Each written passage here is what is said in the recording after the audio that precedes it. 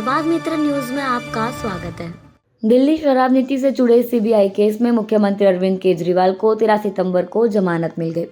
केजरीवाल 177 दिन बाद जेल से बाहर आएंगे। अदालत ने जमानत के लिए वही शर्तें लगाई है जो ईडी केस में बेल देते वक्त लगाई गई थी। केजरीवाल के खिलाफ 2 जांच एजेंसी ईडी और सीबीआई ने केस दर्ज किया है। ईडी मामले में उन्हें सुप्रीम कोर्ट से 12 जुलाई को जमानत मिली थी। आपने इस फैसले को सत्य की जीत बताया। शराब नीति केस में एनफोर्समेंट डायरेक्टर ईडी ने उन्हें 21 मार्च को अरेस्ट किया था। बाद में 26 जून को सीबीआई ने उन्हें जेल से हिरासत में लिया था। दरअसल दिल्ली के कथित शराब घोटाले से जुड़े मनी लॉन्ड्रिंग केस में केजरीवाल फंसे हैं। ईडी ने नवंबर 2023 से मार्च 2024 तक केजरीवाल को 9 समन भेजे, लेकिन वे पूछताछ में शामिल नहीं हुए। इसके बाद ईडी ने 21 मार्च को केजरीवाल को गिरफ्तार कर लिया। 10 दिन की पूछताछ के बाद 1 अप्रैल को केजरीवाल को तिहाड़ जेल भेजा गया। इसी बीच 26 जून को सीबीआई ने केजरीवाल को अरेस्ट कर लिया। बाद में 12 जुलाई को ईडी केस में केजरीवाल को जमानत मिली, लेकिन सीबीआई की गिरफ्तारी के कारण जेल से रिहाई नहीं हो सकी। आम आदमी पार्टी लगातार दावा कर रही है कि बीजेपी ने केजरीवाल को राजनीतिक साजिश के तहत फंसाया है। वहीं बीजेपी कह रही है कि बोया पेड़ बबुल का तो आम कहाँ से है। सुप्रीम कोर्ट का कहना था कि हमने जमानत पर विचार किया है, मुद्दा स्वतंत्रता का है। हमें लगता है कि इस केस का नतीजा जल्द निकलने की संभावना नहीं है। सबूत और गवाहों से छेड़छाड़ को लेकर अभियोजन पक्ष की आशंकाओं पर विचार किया गया, उन्हें खारिज किया जाता है। हमने निष्कर्ष निकाला है कि अपीलकर्ता को जमानत दी जानी चाहिए। वहीं जस्टिस भुइया का कहना था कि सीबीआई को ऐसी धारणा दूर करनी चाहिए कि वो पिंजरे में बंद तोता है। उसे दिखाना चाहिए कि वो पिंजरे में बंद तोता नहीं है।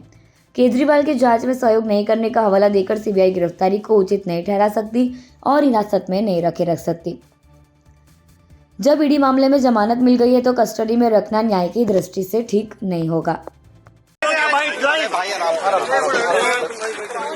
एक बार फिर से साबित हो गया है अरविंद केजरीवाल जी जैसा सच्चा ईमानदार, कट्टर ईमानदार नेता इस देश में नहीं है।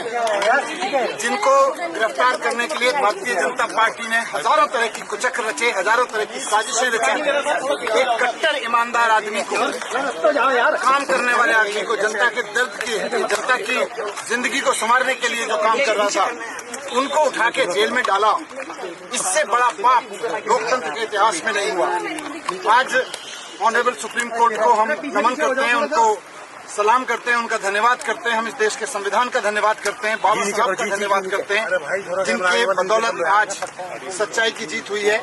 और ये खाली सच्चाई की जीत की बात नहीं है, झूठ भी एक्सपोज हुआ है। जिस तरह से आज ऑनरेबल सुप्रीम कोर्ट में ऑब्जर्वेशन दी गई, कहा गया कि केजरीवाल जी को ईडी की रिहाई से रोकने के लिए सीबीआई का पूरा गिरफ्तारी का मामला रचा गया। हम बार बार कह रहे थे, सिंघवी साहब ने, हमारे जो सीनियर एडवोकेट थे, उन्होंने ऑनरेबल कोर्ट के सामने बार बार ये शब्द दोहराया कि ये इंश्योरेंस अरेस्ट था। ये किसी गलत काम के लिए अरेस्ट नहीं किया गया था, कोई करप्शन के लिए अरेस्ट नहीं किया गया था। भारतीय जनता पार्टी चुनाव में नहीं जीत पाती, पार्टी को नहीं तोड़ पाती, तो एक इंश्योरेंस अरेस्ट किया गया कि इस आदमी को जेल में डाल दो तो इनकी पार्टी टूट जाएगी, इनकी सरकारें ध्वस्त हो जाएंगी। लेकिन मैं बाबा साहब को और संविधान को याद करते हुए, धन्यवाद करते हुए, ऑनरेबल सुप्रीम कोर्ट को धन्यवाद करते हुए, सिंघवी साहब का धन्यवाद करते हुए, आम आदमी पार्टी के एक एक कार्यकर्ता, एक एक लीडर, पार्षद, एमएलए, एमपी, सबको भी बधाई देना चाहता हूं, धन्यवाद देना चाहता हूं कि ऐसे संकट के समय में जब भारतीय जनता पार्टी अपनी पूरी ताकत के साथ, अपने पूरे चक्रों के साथ उनको कुचलने की कोशिश कर रही थी, वो टूटे नहीं, हटे नहीं, झुके नहीं, सच्चाई के साथ लड़े रहे। सच्चाई की जीत हुई है, हम बहुत खुश हैं। आने वाले समय में इससे और सच्चाई के लिए लड़ने वालों को ताकत मिलेगी। बात सिर्फ केजरीवाल जी की नहीं है, जो भी आदमी सच्चाई के लिए लड़ रहा है उसको ताकत मिलेगी। ये हमारे सबके लिए बहुत भावुक पल है। हमारे बड़े भाई, हमारे मित्र, हमारे गुरु केजरीवाल जी, जिनको इस तरह से अंदर डाला गया जेल में, सबके लिए बहुत दुखद क्षण था। एक एक कार्यकर्ता के लिए बहुत दुखद क्षण था। लोग रोए हैं उनके लिए, इस बात के लिए लोग रोए हैं। लोगों ने प्रार्थनाएं की हैं लोगों ने दुआएं की हैं, उनकी आज दुआएं सफल हुई हैं। मैं उनको भी धन्यवाद करना चाहता हूं। मैं ईश्वर को भी धन्यवाद करता हूं कि उन्होंने हमारी सर कार्यक्रम बता दीजिए आज ही अभी पूरी लीगल प्रोसेस होगी। ऑनरेबल सुप्रीम कोर्ट के आदेश के अनुसार जिस तरह का लीगल बॉन्ड वगैरह है, उसके बाद में वहां से एक बार सारी फॉर्मेलिटीज पूरी होने के बाद में हमारे वकील जैसे हमें निर्देशित करेंगे। फिलहाल हम अभी सभी मित्र लोग, सभी पार्टी के लोग, कुछ लोग हमारे मेरे साथ में, हम लोग साथ में थे। अभी हम केजरीवाल जी के घर जाएंगे। माता जी जो हम सबकी माता जी हैं, आदरणीय हैं, उनके आशीर्वाद लेंगे, पिताजी का आशीर्वाद लेंगे, भाभी जी के साथ मिलेंगे। अभी हम वहाँ एक बड़ा आदेश है और सबसे बड़ी बात यह है कि 6 महीने के लंबे संघर्ष के बाद आज अरविंद केजरीवाल जी घर वापस लौट रहे हैं।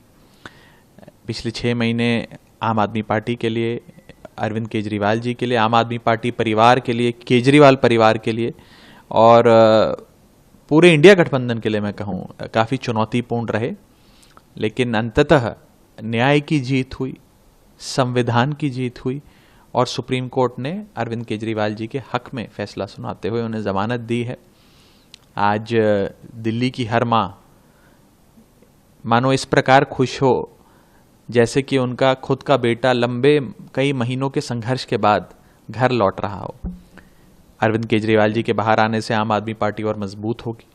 आने वाले चुनावों की कमान वे खुद संभालेंगे। खासतौर के हरियाणा चुनाव अभी हमारे सामने है, जहां आम आदमी पार्टी ने चुनाव लड़ने का फैसला लिया है। उस पूरे कैंपेन की कमान वे संभालेंगे और मुझे लगता है कि उनके बाहर आने से आम आदमी पार्टी बहुत ज़्यादा मजबूत होगी, एकजुट होगी।